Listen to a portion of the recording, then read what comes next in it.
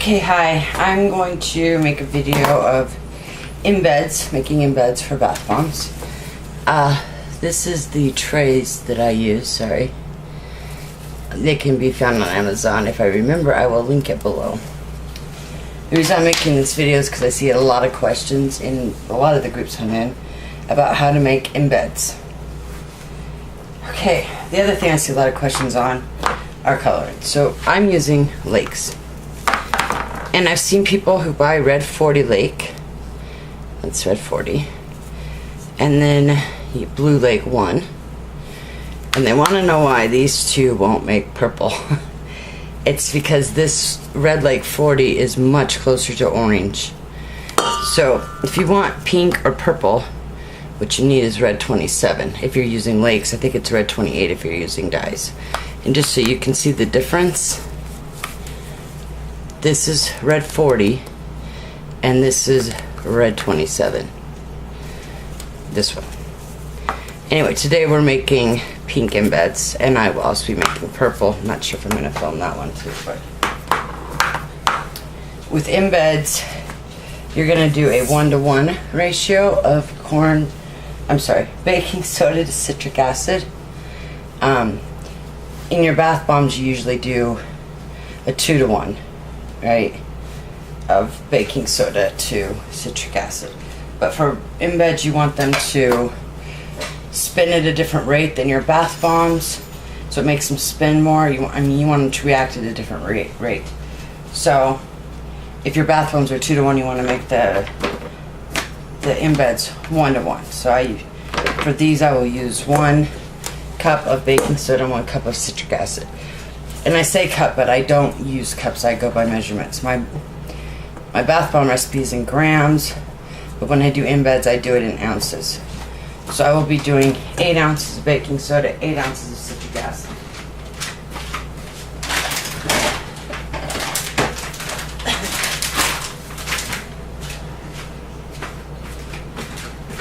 Sorry, I've forgotten my scale.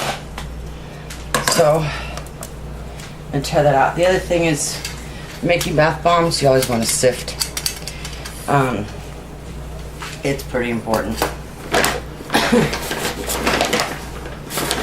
And yes, always go by weight, because you'll get a more consistent bath bomb every single time if you go by weight. And you do not need a KitchenAid. I use mine. But you could do this totally by hand. Some people actually prefer it. I just feel like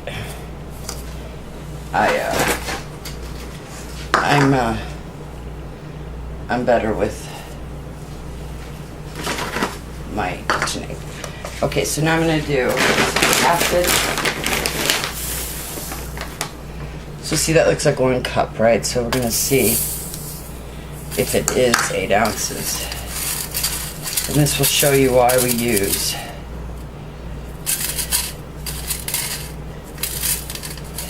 measurements. Sorry. Instead, see, it's not 8 ounces. This is why we use weight and not measurements, because if you use weight and you have a good scale, you'll get the same result every time. Well, that's not true. Humidity plays a part too.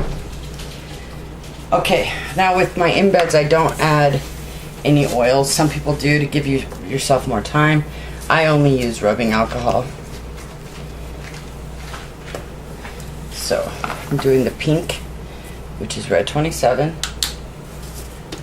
By the way, this gets very messy, and I do a lot because I like my embeds to be very, very dark, so then I don't have to make the bath bombs dark. By the way, with lakes, you do have to use polysorbate 80. At the very least, SLSA. I'm going to go ahead and mix this, and then I will add my alcohol. I started out on low, just to get incorporated some, and then I'll turn it up once I start adding the alcohol. Now when you're doing this with like SLSA, you should probably put a towel over this. I don't. I should. I used to.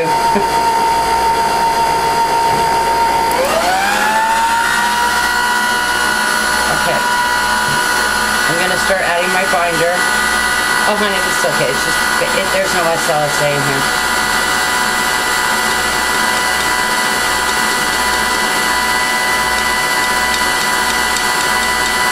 This is very, very messy.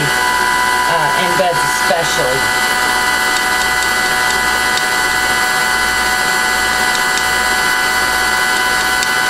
Now I live in the desert. You probably don't need as much binder as I do. I need a whole lot of binder.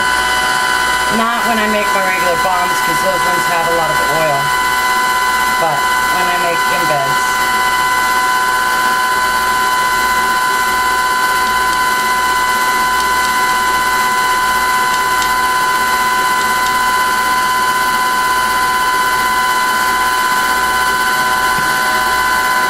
And I think we might be getting close here.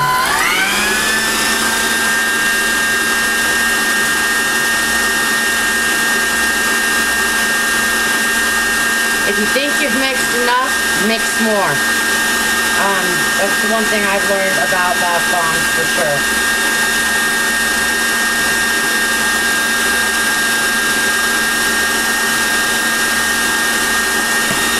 And I can go by looking at it if it needs more binder, but if you're new to this, you should always be feeling it, not looking at it. Especially if you live in a humid climate where, you know, it reacts. So then I go through and I mix some more by hand. Okay, now these are embeds, not the bath bomb, and because there's no oil, they don't stick as good as my bath bombs do, but they still stick pretty good. And now see, I'm getting it everywhere. Okay. And then I just take my little containers here. And I usually have a parchment paper underneath me. But this is messy, messy business. And I just keep pushing. Oh shoot, I can't see it. Sorry guys. Did not realize you guys could not see me doing this. Okay, so. And I just keep pushing it down in there. It's gonna make a mess. And it's okay. Just, if you're doing it on a table like me, clean your table first so you can salvage the mix that comes off. Because I will. And so I just push it down in there, make sure it's all really good and in there. And I'll have enough to do more than just these two. Now when I go to bang these out, I will flip them upside down. And I'll use the back of a wooden spoon, tapping on it to get these to come out solid.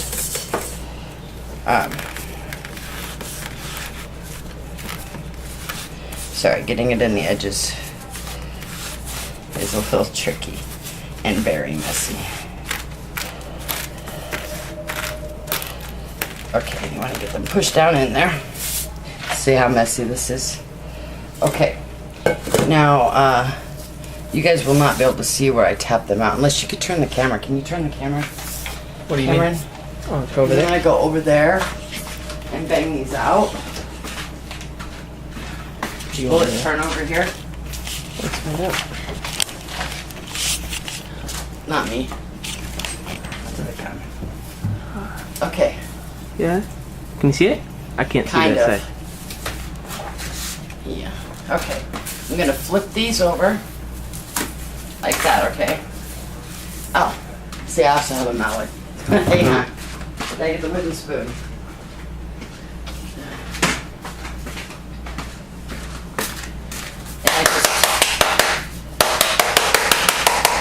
And if I can't get it out, I can get my husband, who is the mold whisperer. Oh, by the way, these are hard plastic, not silicone. So see, they come out pretty good. And they'll dry in those little cubes. Because I live in the desert, they'll be dry in a few minutes. Because I didn't use any oil.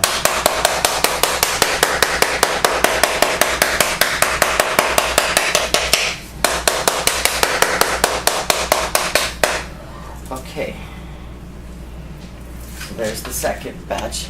Put it back down.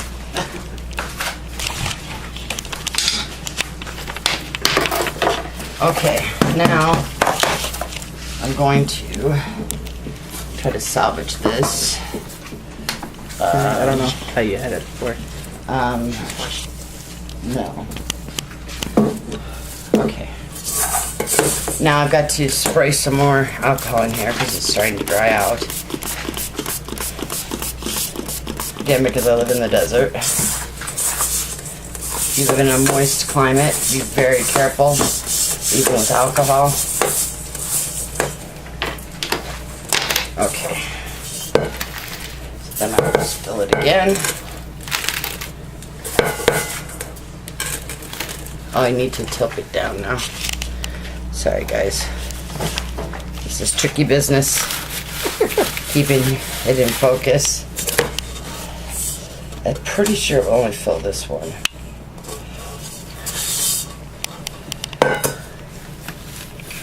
And I was probably wrong. Well, maybe. I was right. Alright, now I'm going to try to get the rest of this in there. In the edges here. So we're not wasting.